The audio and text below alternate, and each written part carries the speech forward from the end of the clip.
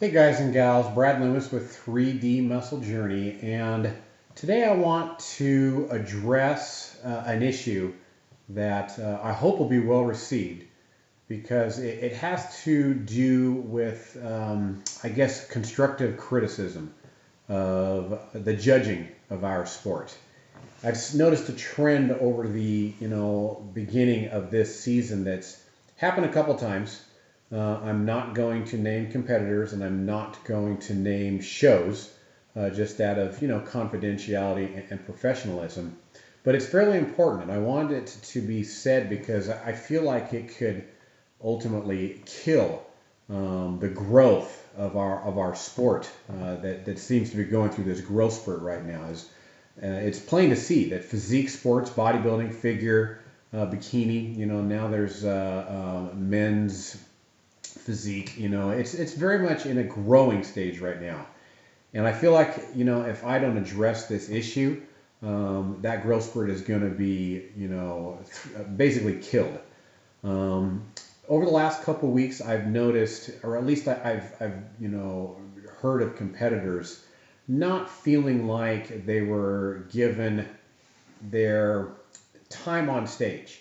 Um, especially one competitor was competing in a fairly big bodybuilding show, and basically he felt that he was at his all-time best, best ever conditioning, fullest ever on stage, just really ran a good peak, and was really looking forward and excited to get on stage. And for his efforts, basically he got to do the pre-judging round at the quarter turns, 5, maybe 6 muscular poses on at most, and his routine, and that was it. He went through his quarter turns. It was a big show. Went through his quarter turns with the entire lineup. As usual fashion, they brought the top 5 or 6 out for the first call out, while the rest were in the back. They did all their comparisons with the first 5 or 6. Those top 5 or 6 were then basically moved to the back, and the bottom 5 or 6 were brought out. They went through about 5 poses, and then they were all dismissed. And as you can imagine, an athlete, whether pro or amateur, who goes through the rigors of months of dieting, spending hundreds of dollars in some cases on coaching, then money on tanning, trunks, fees, polygraph, drug testing, etc. To go into a show, be that excited with the final product that they presented, and then basically, get a bunch of symmetry, poses in, 5 muscular poses routine, and you're done. That's pretty demoralizing. And in one case, this one competitor, they may very well never compete again. I mean, that was how scarred he was from this particular experience. And, I want to basically let it be known that that's not how, in my opinion, any bodybuilding show should be run. No bodybuilding competitor should be treated or left from a competition in that manner. The classes that I've judged, I felt very honored to be with the head judge that we had, because the bodybuilding shows that I've judged, there was a clear-cut winner.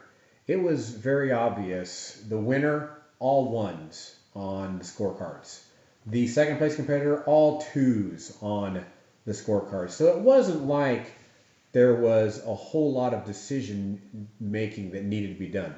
Nonetheless, the head judge, as well as a lot of the other judges, they made those competitors earn their keep, so to speak. They let those competitors show their hard work, because we basically got lots of comparisons. We had those guys on stage, and we worked them.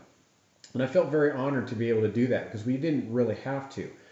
But yet those competitors that are up there, they diet for weeks and weeks and months. And in many cases, especially in the pro ranks, I certainly am not going to ever place in the top 5 of a big show. Probably not even in the top half of a big show. Yet when I show up to a competition, that's not what I'm after. If I'm at my all-time best, I basically just want to show my stuff.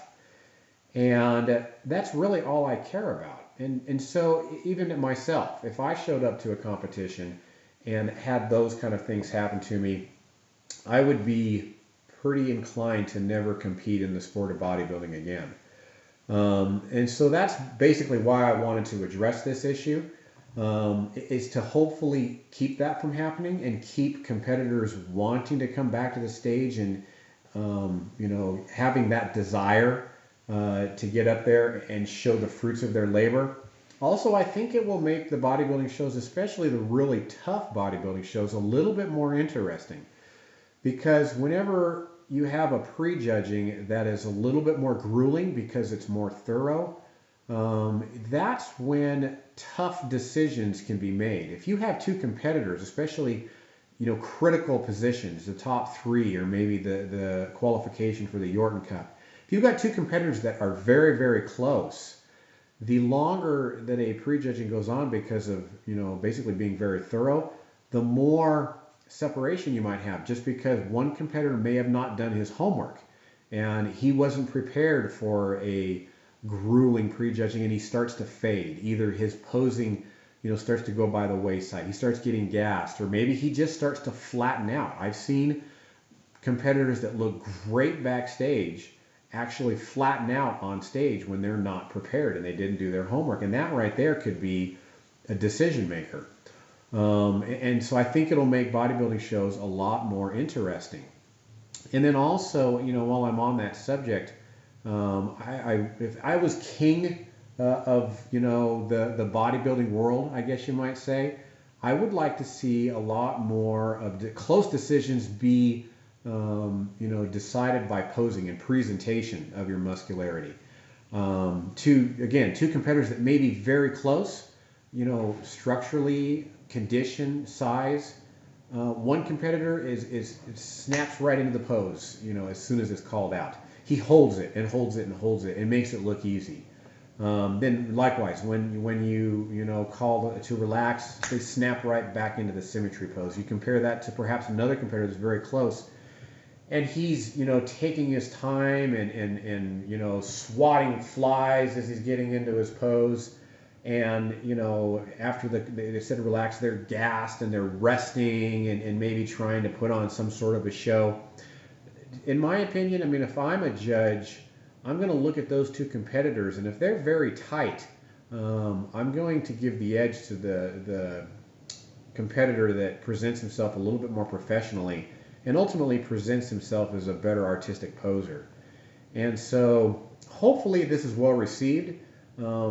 Especially when we work with these athletes for weeks and weeks and weeks, sometimes months, we get kind of close to them, and to hear, that kind of demoralization from especially competitors who sometimes have a tremendous amount of potential, to hear them basically say that they are going to have to strongly consider, whether or not they're going to get on the bodybuilding stage, I think that's ultimately going to be the demise of this growth spurt that we've been fortunate enough to witness in our sport.